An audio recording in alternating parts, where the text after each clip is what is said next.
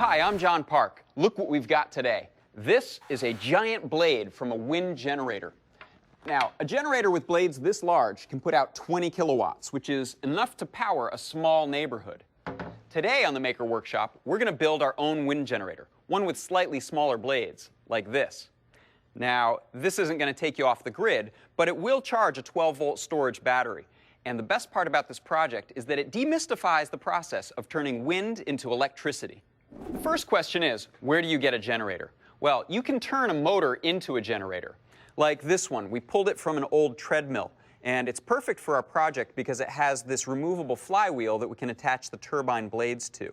As far as the electricity part goes, watch this. When I attach a voltmeter to the leads and spin the shaft on the generator, I get electricity, about 6 volts or so. This is perfect. All I need to do now is attach turbine blades to this flywheel, and I've got a wind generator. Commercial turbine blades are carefully engineered and cost a fortune. A maker named Abe Connolly came up with a far cheaper solution using PVC pipe, 8 inches in diameter and 24 inches in length. Now, the 8-inch diameter gives you the proper curvature to efficiently convert the straight line motion of the wind into the rotation of the turbine. And this is Schedule 80 pipe, which is a heavier duty PVC that makes a very strong blade. Now, you probably won't find this at the average hardware store. We had to talk to a plastics supplier to come up with a short length of this that was remaindered from another project. Now, the first thing I'm going to do is prepare this for cutting. I'm going to clamp it to my workbench so it doesn't roll around. And then, this is a really cool trick. I'm going to take an angle iron and set it on the pipe here to create a nice straight line. Now, I'll measure 5 1/4 inches, and I'm actually going to create 3 lines for my cuts. So here's the first 5 1/4. Mark it, and set my angle iron on here. If you press this on firmly, you're guaranteed to get a parallel line. I'm ready to cut the pipe. I'm clamping it down with some C-clamps, and now I'm going to cut it with a saber saw using a medium fine blade. Take your time. This is heavy-duty plastic, so it'll be slow going to get through it. Now, don't forget your safety glasses, and I wouldn't wear your best clothes because this is going to kick up some dust.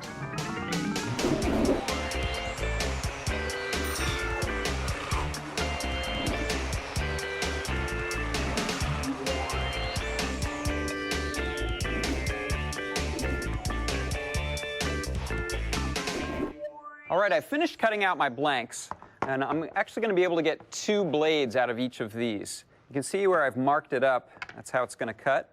And I'm also going to remove this little notch out of here to reduce the amount of turbulence between blades. Now, you could cut this on a bandsaw using a jig. I'm actually going to use my saber saw and just clamp it to the table, do half the cut, and then flip it around and do the other half.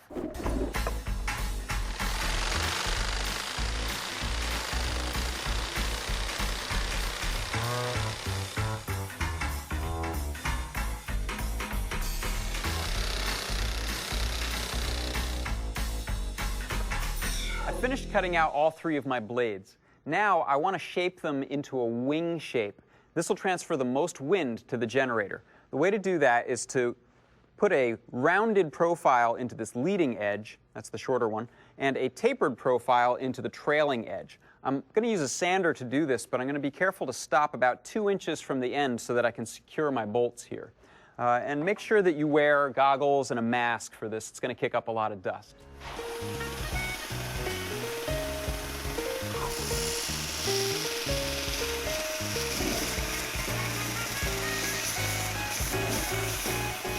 All right, after a good bit of sanding, I've got a nice wing shape on all 3 blades, including this really sharp trailing edge. Now, I need a way to attach the blades to the flywheel, so I've drilled 2 holes into the end of each blade for a 1/4 inch bolt, and I'm going to need to drill and tap the flywheels to attach them. Here's another flywheel. I've put a little pattern on here. I used a protractor to get 3 evenly spaced holes, and you can find a full set of plans on our website. Now it's time to drill.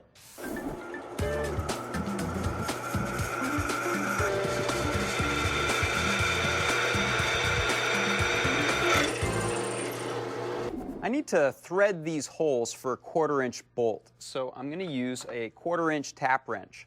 I'm going to put a little bit of cutting oil on here, and then I'll start threading it with my tap wrench.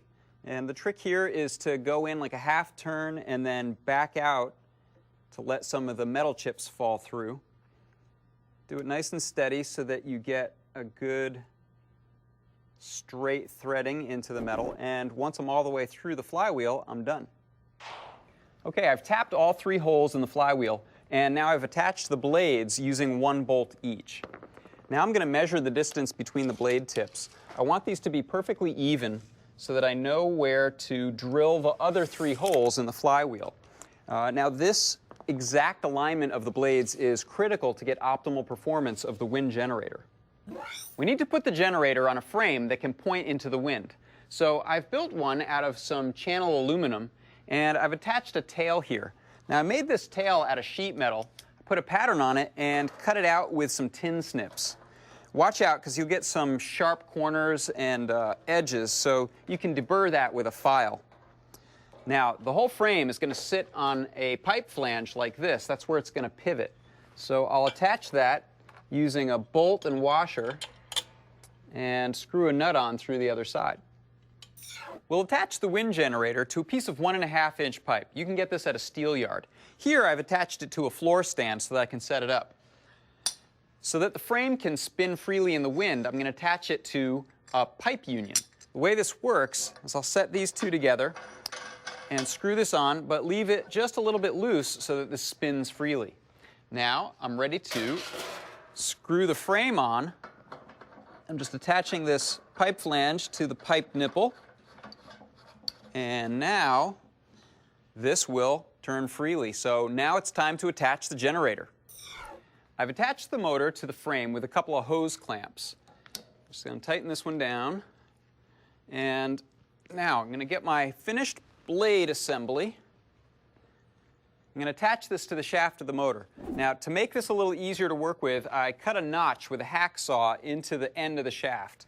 So this way I can take a screwdriver, fit it onto there, and since this freewheel is threaded, it's just a matter of turning this to attach the 2. And once I get that on there, it should turn freely. Check it out. Beautiful. The voltage produced by a wind generator is pretty uneven, just like the wind. You don't want to plug a device directly into this. Instead, you want to use it to charge some batteries. In this case, we're using 6-volt golf cart batteries. These are designed for a full charge and discharge cycle. Now, if I were to hook my motor directly up to the batteries, it would just spin like a propeller. Instead, I'm going to use a bridge rectifier. This acts as a sort of gateway for electricity, keeping it flowing only in one direction. In our case, from the generator to the batteries. Let's go outside and test this out. We mounted our turbine on the back of a pickup truck and took it for a drive. When the wind hit those blades, they really started spinning. I checked the voltmeter, and when we got up to around 15 miles an hour, the generator produced over 20 volts, more than enough to charge our batteries. All right, my batteries are fully charged. It's time to put them to work. I've got this 12-volt blender. I'm going to hook this up and make myself a delicious fruit smoothie. Fire it up. The best part is this is being made with free electricity. I'm John Park. I'll see you next time on the Maker Workshop.